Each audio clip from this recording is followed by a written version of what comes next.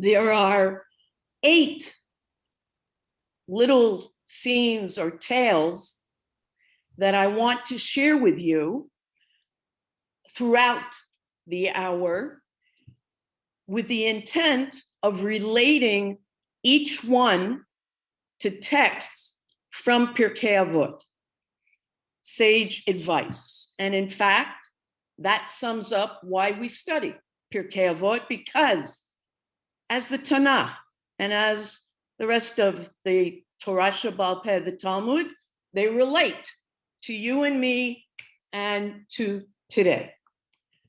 So tale number 1. 2 days ago, I went into, which turns out to be one of my more favorite malls, very small in Talpiot. It's called Canyon Yisrael. For those of you who are very familiar, Rehov Yad HaCharutzim. I'm there and have an appointment, but I have to wait and wait and wait. So I'm sitting.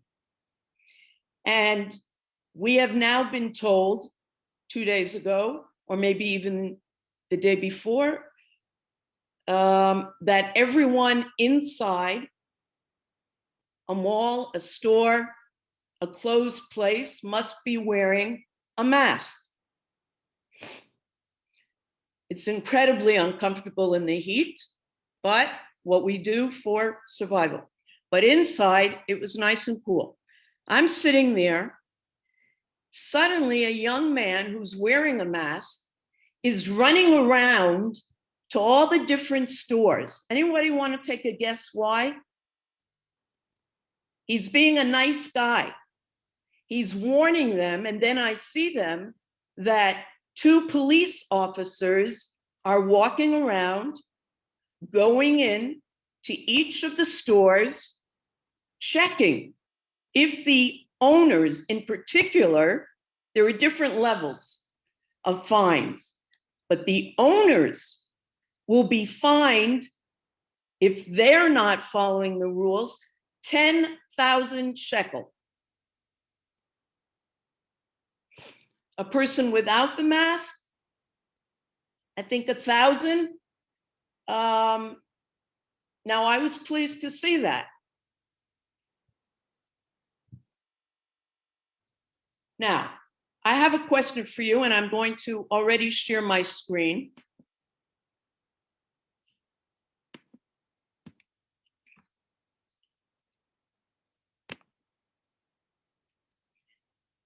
My question is, and I think we would all ask this, is this human nature? Is this what it takes for someone to put on a mask or to follow the rules, knowing that a police officer is going to catch you, fine you? Well, let's look at text number 1.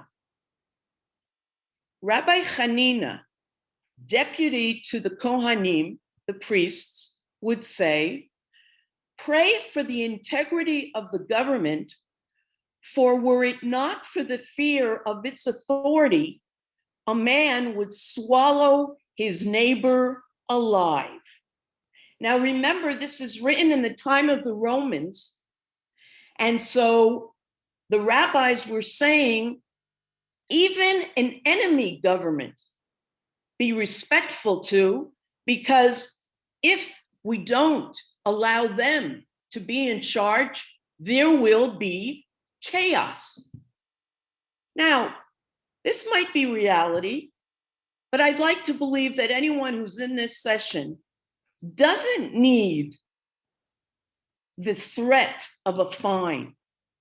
But what do you say about this? What should, and it should be obvious, be the motive behind following the rules? And the last few days, they've been interviewing a lot of people on the street.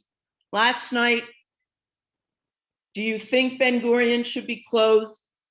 Do you think it should be open? 60% said it should still be open. And many of those people, though, said, it's not up to the government. to force us to be responsible. Each one of us should be responsible for behaving a certain way. Anybody have any thoughts? Did you have a sense of this in your hometown? Or in general, I mean, what is the motivation? What is the appropriate motivation, not just in Corona times, but in any times, for doing the right thing? Bracha, what should it be? Bracha. Yes. In the United States right now, they're having this same argument because the government would like to impose rules and have people going door to door with having lists of who has not been vaccinated. And others who are saying, I don't want some to have to explain my medical condition to some stranger at my door. I need to, that is between me and my doctor. And that is, and the government shouldn't have such central control over our lives. And so the debate is going on, and there's a lot of anger on both sides. I hear what you're saying, but going door to door has for many, many people has become deeply, deeply offensive in the United States. And that some stranger who has no medical background has a name on a list that says this person hasn't been vaccinated and goes to the door. And that has become offensive to many. Well, and I'm just telling you what the argument is. I'm not saying one way or the other way. Others are saying, we got to do what you're saying. We've just got to get everybody on board. It's a very complex issue because it has to do with power and control of the central government. It's a big picture here. It's a tough decision. Tzipora, with all due respect. Go ahead. I'm just telling you what I'm listening to the arguments. No. I know people have been saying that for the year and a half that we've been part of this. I can tell you that if I have a friend who refuses to take the vaccine. Okay. I've spread the word. I won't let that person in my house. I won't go to their house. And that's the way it should be. But when they are finding here that I only care about here in Toronto and my cousins in New Jersey and a few other people, okay? Bivadai. And cousins in England that are there for 3 years. Okay, so it's tough. No. It's really tough. No. But when they're saying here, and by the way, England had their fun yesterday and they're back to saying, they saw what went on and they're going to bring it back in September, which I don't get. Now, when it comes to the lives, physical lives of somebody, yes, democracy and private, but not when it's going to hurt others. And if that's what they're seeing. Now, I don't want to dwell on this too much, but very practically, I think a person who's excused from a vaccine should be able to have some kind of certificate indicating that. Okay, so nobody has yet, just 1 second, Marlene. No one has yet said something flowery about what should be behind people doing the right thing. Come on, Marlene, I'm counting on you. Well, I'm not going to say anything flowery because I think the point of view that people will do it just because it's the right thing to do is a very utopian point of view. And that's not the way human nature works. Unfortunately, there are many people who will do it because it is the right thing to do. There are others who need that stick behind them to say either you're going to do it or you're going to get a whack in the tuchus in one way or another. And we're running up against that. I mean, what Tzipora was talking about in the United States is an issue here with privacy and do you have the moral right to tell somebody what to do? I mean, I know of one particular family where the wife and the 3 children are all vaccinated, and the husband refuses to be vaccinated. If it was me, I wouldn't let him into my house, even if he was my husband. You know, either you do it, or you know what, don't come home. There's too much at stake here. Yeah. Yeah, that's the way I see it. Okay, all right. Second tale, and perhaps you heard about this very unfortunate incident last Saturday night. What was last Saturday night? The beginning of Tisha B'Av. There is an area near the Kotel that a few years ago was designated, but it didn't become totally legal yet, and they're pushing for that to happen yesterday, where mixed minyanim can pray. I'm sure some of you have been there for a bat mitzvah. I know that I've been a few times at the Krupats. Robinson's Arch. Anyway. Bracha. Yeah, Robinson's Arch. Robinson's Arch. Thank you. And they are meant to be able to conduct services. Now, I'm not talking now about the women who go on Rosh Chodesh. I don't like that, because then it becomes the focus. I'm talking now about an area a bit away from the Kotel, and they've accepted that. So what happened Saturday night, as we're about to think for 25 hours at least, this horrific event, which is sometimes explained in part by baseless hatred between Jews, not just the outside enemy. So what happens? Hundreds of young female and male students from hardliner yeshivas. Here they've been calling it religious Zionist, and somebody wrote something very appropriately. That's not what they are.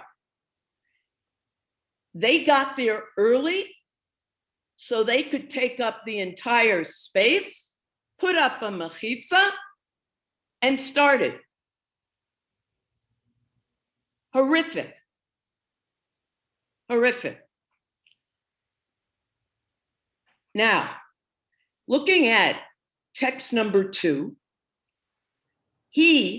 Rabbi Hanina goes on, would also say, one who is pleasing to his fellow men is pleasing to God.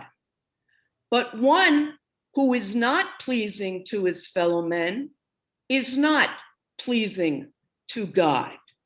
So what is the essence of this text? What's the bottom line message here? God wants what? Peace. Peace. He wants people to know how to behave with each other. Now, did Jews always grasp this? I see Brenda, you have a hand up. Yeah, I was going to say, obviously not, or there wouldn't be a discussion. And I would say that you do have to respect one's fellow man, and one's freedom ends where the other person's begins to a certain extent. You see, the difference between this, yes, thank you, is that these people who want to pray, and these Charedim should be happy that you have men and women who want to pray. They're not hurting the Charedim. They have their place. Now, the Charedim will tell you they're afraid that they are watering down Judaism. No, but we won't go there right now. But this issue, and we've discussed this in a number of different classes about putting God first, making you not know how to relate to human beings, just isn't what God wants. So now let's look at this in text number 3. So in one of the battles that the Israelites were going to have with the Philistines, look what happens. Okay, this is from the book of Shmuel. And the word of Samuel was fulfilled to all Israel, and Israel went out to war against the Philistines. And they encamped beside Ebenezer, and the Philistines encamped in Ephek. And the Philistines arrayed their troops against Israel, and the battle spread. And Israel was beaten before the Philistines, and they slew in the battle array in the field about 4,000 men. And the people came to the camp, and the elders of Israel said, "Why has the Lord beaten us today before the Philistines?" And this is what they suggest. "Let us take to us from Shiloh the ark of the covenant of the Lord, and he will come in our midst and save us from the hand of our enemies." And the people sent to Shiloh, and from there they carried the ark of the covenant of the Lord of hosts, who dwells above the cherubim, and there with the ark of God's covenant were Eli's 2 sons, Hophni and Pinchas. And it was when the ark of the Lord's covenant came into the camp that all Israel shouted a great shout, and the earth stirred. Now, what are we reading here? This is, again, putting God first, that they believed so much that this object and place was what was holy and what was the ultimate significance, that they went and brought that ark with them to battle.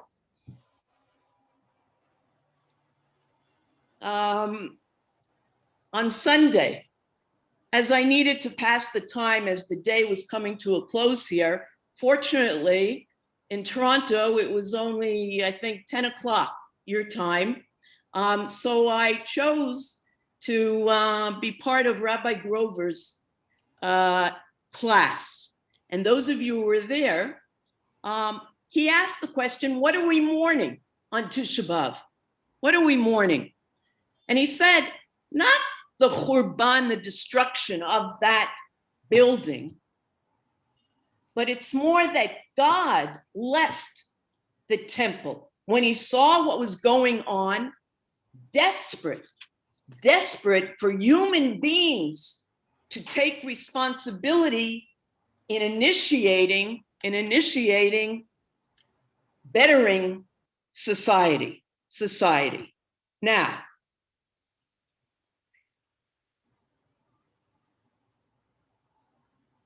we have to get our priorities straight. Yirmiyahu, who we read on Tisha B'Av, says, the word that came to Yirmiyahu from the Lord saying, stand in the gate of the house of the Lord and proclaim there this word and say, hearken to the word of the Lord, all Judah, who come into these gates to prostrate yourselves before the Lord.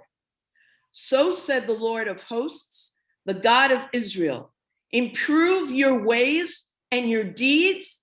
I will allow you to dwell in this place. Do not rely on false words saying, Heichal Adonai, Heichal Adonai, Heichal Adonai. The temple of the Lord, the temple of the Lord, the temple of the Lord are they. I don't care about that. For if you improve your ways and your deeds, if you perform judgment between one man and his fellow man, and if you do not oppress a stranger, an orphan, a widow, and you do not shed innocent blood in this place, and you do not follow other gods for your detriment, I will allow you to dwell in this place. What he means in Eretz Yisrael, will allow you to dwell in this place in the land that I gave your forefathers from days of yore to eternity. Now, Nachum, I have to ask your forgiveness for this. I took from a little Dvar Torah that I gave on Shabbat to Nachum and Svika in honor of their anniversary, and another one in honor of Tzipporah's birthday. So we are doing some celebrating here. So look at these three psukim. And notice, what do they have in common? All three begin with which word? How? How. And what is the word in Hebrew? In those three psukim, Echa. Now we know Echa is the Megillah that we read, and the first pasuk in Echa, Tisha B'Av, is how does the city sit solitary? But this question of Echa begins with Moshe in Deuteronomy. How can I myself alone, he says to Bnei Israel, your trouble, your burden, and your strife. And this is the first time as he's approaching his leaving his people, not out of his own choice. This is the first time after so many difficulties that he expresses himself this way. How can I myself alone bear your trouble? What is he saying here? What is he saying here? How can I myself alone bear your trouble? What is he suggesting he needs? He needs help. He needs help. Okay, Frida. And perhaps he needs the people to step up a bit so that he doesn't have so many troubles and burdens and strife from them. Okay, Tzipporah, you just proved that you do understand the Hebrew that I use, because you just said what I said on Shabbat. So don't cry not understanding. Exactly. It's not that he is saying, I've had it, it's too difficult for me, but he is feeling totally alone. His sister Miriam, his brother Aaron, who were there to support him, are gone. And he now is bemoaning the fact that nobody else seems to care. Because, of course, again, they are complaining and worshiping idols, and he just can't tolerate that. Now, what you see in these two psukim is Moshe begins saying, nobody's doing anything. I'm the only one acting. Then as you proceed, Isaiah, he's the next one who says, how has the faithful city become a harlot? There, it's not just that the people are apathetic, but they're already on the road to being a harlot, metaphorically. And then when we get to the final, Echa, the Churban, the destruction, and the horrific behavior of the people in Israel, how does the city sit solitary? And why are they sitting solitary? Because society has so deteriorated. Now, our sages understood what I call the slippery slope of going from not doing anything, I didn't do anything, to increasingly taking on certain behaviors that are not appropriate, to the final fall. Now, what do the rabbis say in Pirkei Avot, in text number 6? Ben Azai would say, run to pursue a minor mitzvah and flee from a transgression. For a mitzvah brings another mitzvah, mitzvah goreret mitzvah, and a transgression brings another transgression. Aveira goreret aveira. For the reward of a mitzvah is a mitzvah, And the reward of transgression is transgression. Now, what's being said here? Something that psychologists will tell us we know. Let's focus today on the Avera Goreret Avera. That doing one bad thing, and that can be subjective, but doing one bad thing leads to another bad thing. Where in particular do we see that pattern? Think of examples of where doing one bad thing would lead to another bad thing. Yeah, I'm just thinking if somebody does something wrong and then they lie and deny it. Okay, exactly. You have somebody who is addicted to gambling. And then they end up lying about it, even though they would like it, they're addicted. It's an illness, but that leads to lying about it. Yes, good, Bev. Anybody else? Shabbat, slippery slope of what you, how you observe Shabbat or what you decide you're not going to observe. There's a very slippery. Okay, yeah. Now that's good that you gave that example, in that this can happen both in mitzvot ben adam l'chavero, between people, civil laws, civil behavior, and in tradition, a watering down, I don't do this, and maybe I won't do that. Yeah, that's why I think it was last time that we learned that phrase, siyag l'Torah, that the rabbis came up with a tradition of building a fence around mitzvot. If I'm allowed to hold that pencil, just to give a simple example, then it will be easier for me to write with it. So they made it muktzah, so that you don't write with it, because we're all tempted, and it becomes very easy to do that, unless you are genuinely committed. But even the most committed can fall. Okay, anybody else? No? Okay, all right. So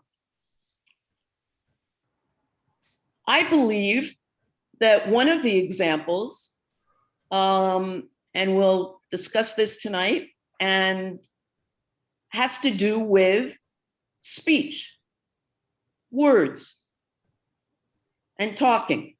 And I'm not going to say more about that right now. You can all imagine how saying something negative leads to something else, etc., etc. But before we look at the negative power of words, let us agree that words also can be very positive. And so my next tale has to do with something that turned out to be not as successful as we would have liked, but very moving. You know that a team of Israelis went to try to help the people in Miami because of expertise in those kinds of situations. And they were very, very appreciative. There's a very moving ceremony as they're saying goodbye. But what I want to refer to in looking at words and how the potential, and we all know that, how a word can make you feel like $1 million. So one day, a CNN reporter is interviewing the head of the team, a Colonel Golan Vach. And the reporter asked him what they had found in the last few hours. Colonel Vach begins to answer, and he says they had found people. And before he could continue, the CNN interviewer attempted to correct Vach. He says, "You mean to say you found more bodies?" Vach interrupts, not accepting the correction, and he says, "We found people. Unfortunately, they are not alive." Oh, that's beautiful. Yeah. Okay. So now, in talking about this slippery slope, and I'm saying that I want to focus on words.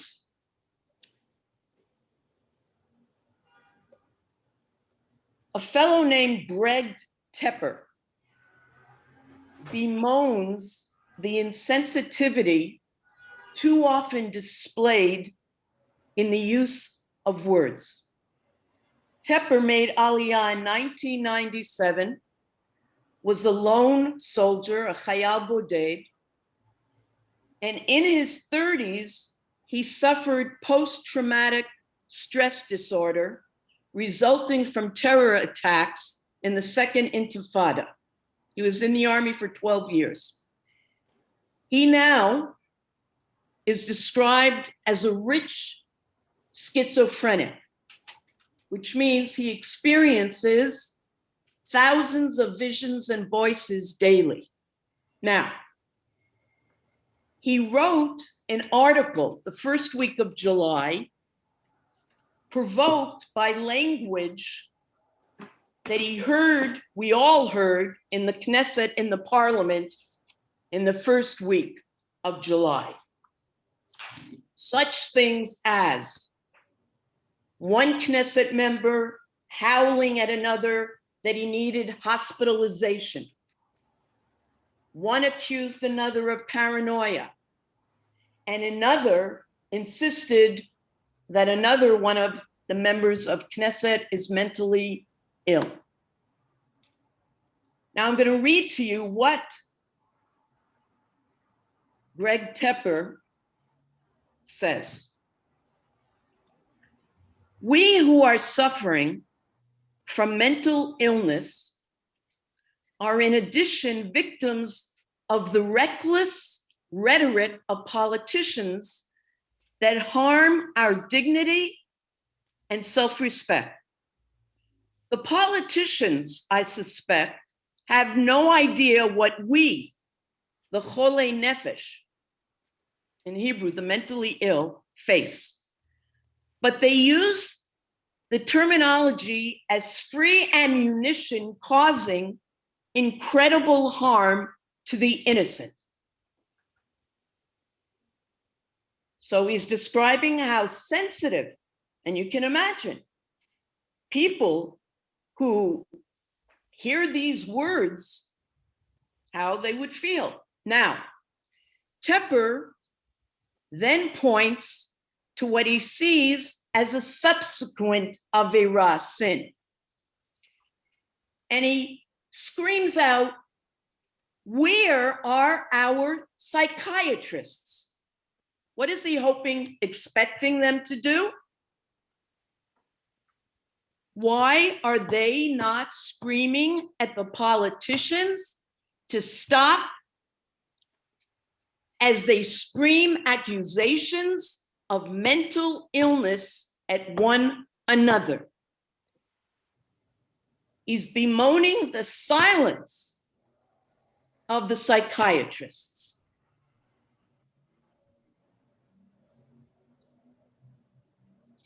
Now, words, we want them. They can be powerfully positive. They can be negative. And sometimes we're going to see that our sages said silence is the best thing. At other times, it's not. And let's explore that a little.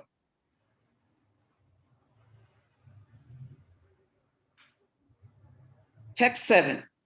Avtalion would say, scholars, be careful with your words, for you may be exiled to a place inhabited by evil elements who will distort your words to suit their negative purposes. And the disciples who come after you will then drink of these evil waters and be destroyed. And the name of heaven will be desecrated. Now, what is the punishment if you're not careful with your words? Exile. Now, this is very powerful if you think about the fact that people who were accused of unintentional manslaughter would have to be exiled to the city of refuge. So the rabbis are comparing misuse of words when they are so harmful to moral manslaughter.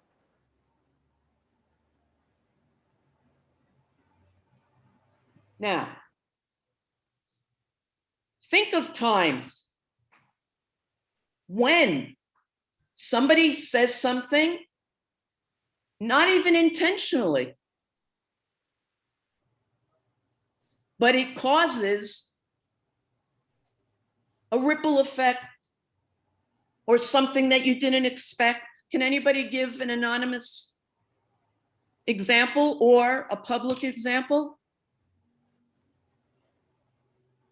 Just so I'm choosing because of these tales that I encountered over the last couple of weeks, but I also want to be sure that we discuss one of the greatest ills of the world, and that is our speech. You know, it seems like it's only speech, so that's what I'm looking to focus on. So give a simple example of when speaking negatively leads to something beyond the moment of saying something negative. What can it lead to? Well, it's Lashon Hara. Okay, so we know that there are consequences. Okay, the Rambam described four categories of speech. There's a purely destructive, when you're degrading somebody, cursing someone. The second is mixed impact, he calls it. That you praise someone, but you praise him or her in front of an enemy of his. Why? Because as soon as you start saying something positive about that person, you are provoking the person who doesn't like him or her and wants to find and shout out something negative. That's why some feel you shouldn't even say something positive about somebody, because that lasts for a moment and people find it more interesting to say, oh, but you know, this negative thing about somebody. So that's what he means, Rambam, about mixed impact. Then you have the neutral words, you know, not here or there. And the fourth, which we should aim for, is constructive. You give somebody good advice, you teach good values, you're giving directions for good health. Okay, now, I just said that there are times that we've said you have to know how to speak. Now, without me saying anything else, I'm going back to the beginning, and I want you to look at these pictures, okay? And when I finish saying what I want to say about each of these three different topics, I want you to tell me what they have in common and what they have to do with what I've brought up now. Does anybody know who this man in the blue shirt is? No, I would doubt it. yeah, Okay. This is Avi Zinger. Avi Zinger is an Israeli who I think about 40 years ago was in Vermont, and he fell in love with Ben and Jerry's ice cream. And he came back here and for 30 years has run a factory in Kiryat Malachi, about 160, 170 workers. Now, I'd be shocked if you don't know why I'm talking about this now. Yes, everybody knows? Everybody We all knows. know, for sure, we Okay. all know. Boy, what they did to get me to not have my favorite food. Now, but this is complicated as well. So Avi sorry. has stood up to them and has said, I am not going to stop selling this in Judah and Samaria. I am not. And I don't want to, you know what's going on. What I do want to say, just for interest's sake, is that yesterday you saw the Minister of Kalkala, Economy, throwing out her Ben and Jerry's. On the other hand, you saw that the sales of Ben and Jerry's went up 21%.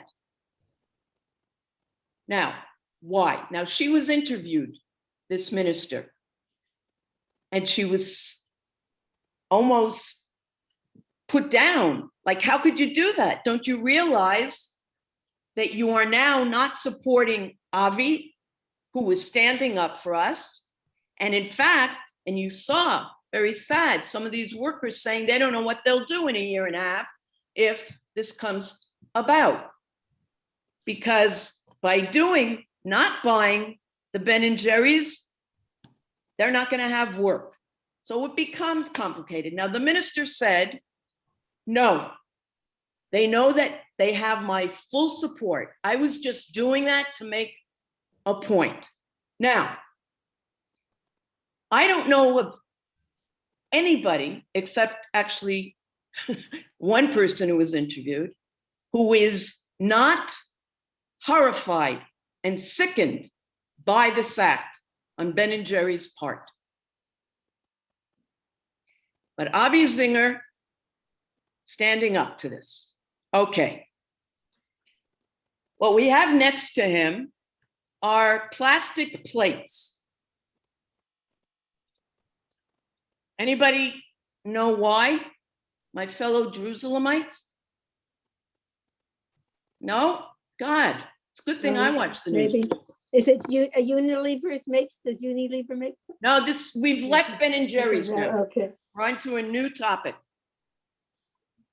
And the truth is, I'm not sure I should have used this picture because it might only have to do with because these are natural. These are natural plates. Yesterday, they announced that next year, they will be doubling the price of plastic disposable products, dishes. Why? Anybody want to suggest why? The environmental, well, I just gave you. Environmental No, that's recycling right. issue. It's a major Yeah. recycling issue. So Tamar Zandberg announced this, that with everything going on in the world, we have to take care because this affects the pollution of the plastic effects. Now that sounds very logical. But when you watch the owners of these Chad Pami stores, disposable products, your heart goes out to them. But who's the other community that people are saying, this is going to be terrible? Families with 10 kids. Right, Haredi's. Okay, so, but this is going to come about. And they expect that there'll be a decline of about 40% in the use. So we've got Ben and Jerry's, Avi Zinger, and the Environment Committee. Now, you should try to go on YouTube and look this up. Anybody recognize the female soldier saluting? That's Hannah Senesh. It's Hannah Hannah Senesh. Senesh. So, if anybody doesn't know Hannah Senesh, I will very, very briefly. You must know her. She was a Hungarian Jew in World War II who left and came to Israel in 1939. And she was quickly approached by some, I'll call them friends, to join what they knew could very well be a suicide mission. They were going to parachute into Hungary, hoping to save. She had a promising future as a poet. We're familiar with her beautiful poetry and songs, Eli, Eli, but she went. And at 23, she lost her life refusing to divulge information. It is now 100 years since she was born, and 77 years ago, she parachuted into Hungary. Well, Israel decided, as part of its military educational program, to take about 100 Israeli paratroopers to reenact the jump, which they did yesterday. They couldn't do it the initial day because of the wind.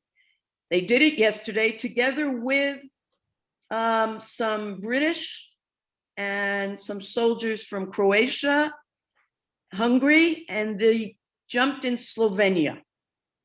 And what you see here is, hopefully you see in the blue, the Israeli flag. And this is a female young soldier who was part of this, and a male. And the purpose wasn't just to honor Hannah, but when people join the army and they're committed, they grow up knowing that this is what they're going to be doing, but they still need to have their commitment reinforced and remember what they're fighting for and how they're following the footsteps of people like Hannah Senesh. So this took place yesterday, and they're there for a couple of weeks for an entire program. Very moving. I'm sure you could find it. So, what do these three scenes, and these are all scenes that I've encountered over the last couple of weeks, what do they have in common? And why am I talking about them now when we are talking about words? Somebody.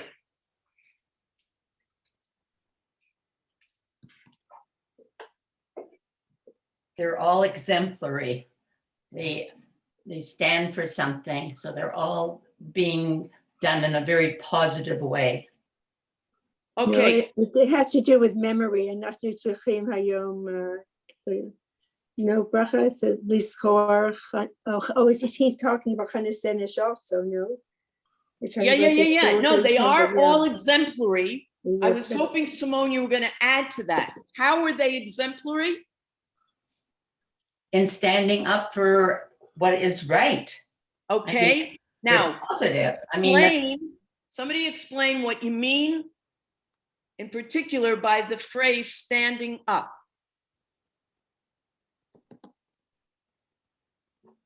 You're right, but I want you to clarify. I want to hear the words. About a commitment to They believe in what they Judaism believe. and to Wait. the Jewish people. One at a time. I didn't catch that. They believe in something and they're willing to put this into action. That's it, Simone. Action. What they share in common, each of these, Avi Zinger, the environmentalist minister, and hopefully those of us who will follow in that, and certainly Hannah Senesh, who wrote about her belief in defending and building, and certainly took actions. Okay, now let's go back to text number 7. Okay, we did. Now, text number 8. Rabban Gamliel's son Shimon would say, all my life, I have been raised among the wise, and I have found nothing better for the body than silence. What is he saying there? It's sounding like I grew up with Rabbi Feder and hearing him talk, and I decided, you know what, it would have been better for silence. But what is he saying here when he says this? All my life, I have been raised among the wise, and I have found nothing better for the body than silence. Lo matzati laguf tov el mishtika. What is he really saying there? Sounds like he's saying you should listen. You should listen. Is that what you said? Yeah. That you should Yeah. Okay. listen. That there are times that we have to be silent if we want to listen to somebody, to learn from somebody. And when he's in the presence of the wise, yeah, I'm going to be quiet. Absolutely. Anything else? Implicit in this, and we see it in other Mishnayot, is also, it comes through very clearly that it isn't just the words that I listen to when I'm with the wise, but it's, I listen to their actions, their day-to-day living.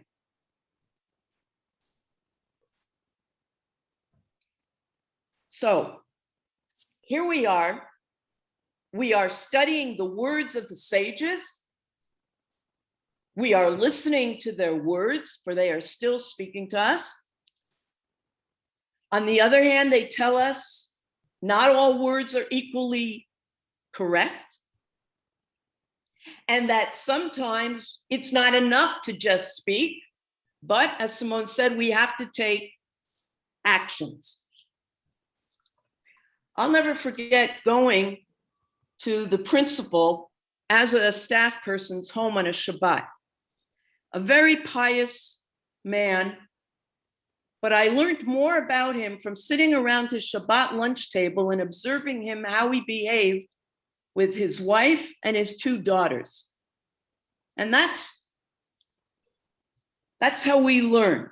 But I speak often of a dynamic that it's not just all or nothing, but we have to know how to speak, when to speak, and when to act. Rabbi Akiva would say, jesting and frivolity accustom a person to promiscuity. Tradition is a safety fence to Torah. Tithing, a safety fence to wealth. Vows, a safety fence for abstinence.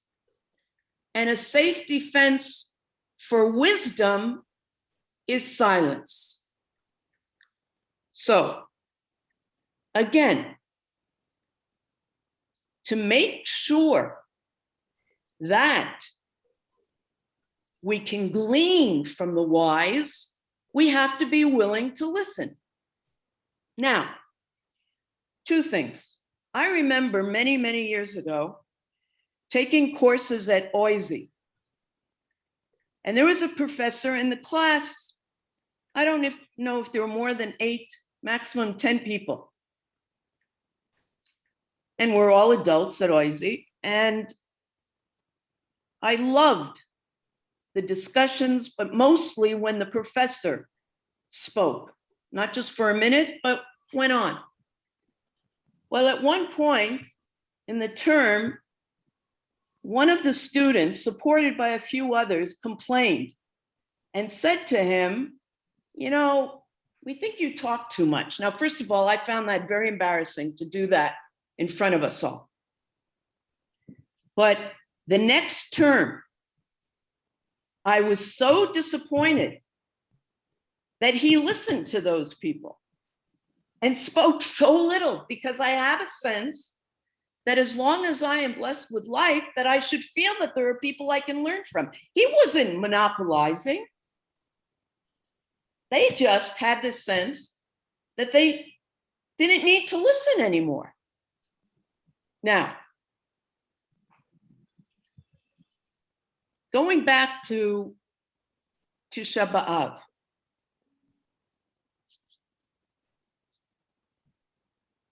This has got to change.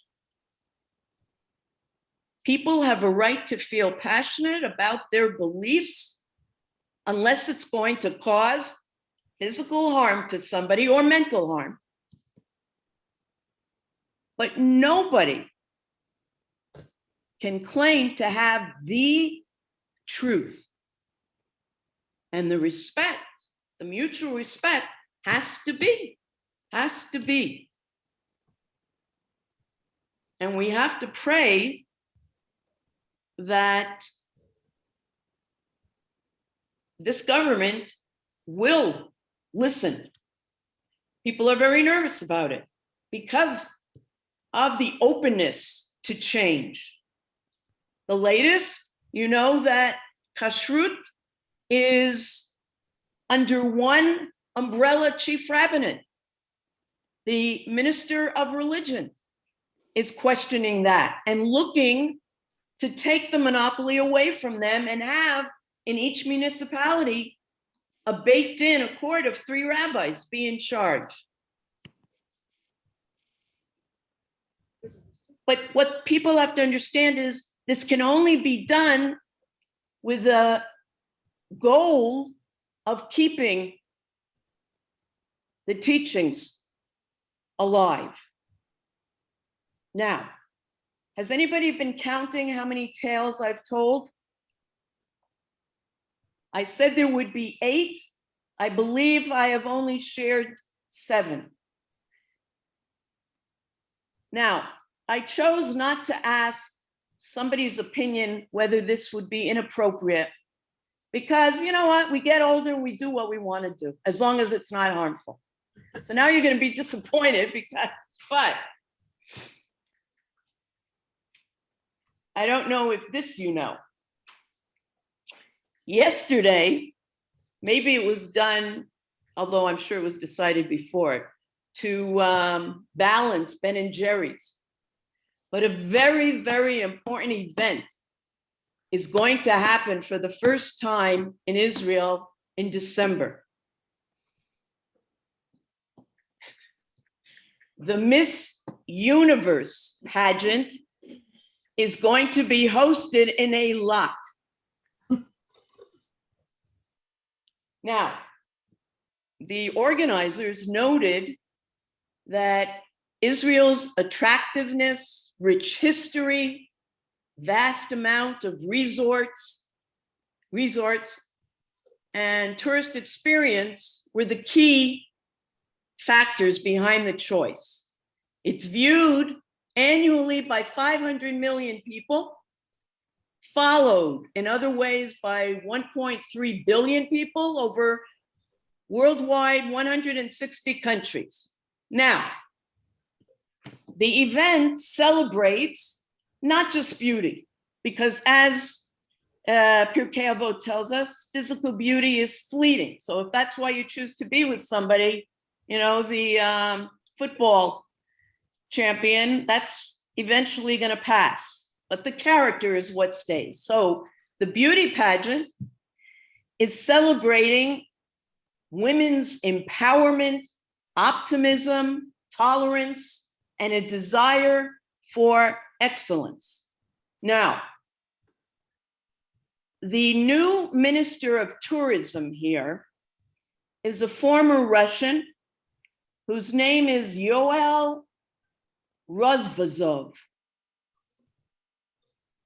And I am confident that he is going to be Israel's Miss Israel in this pageant.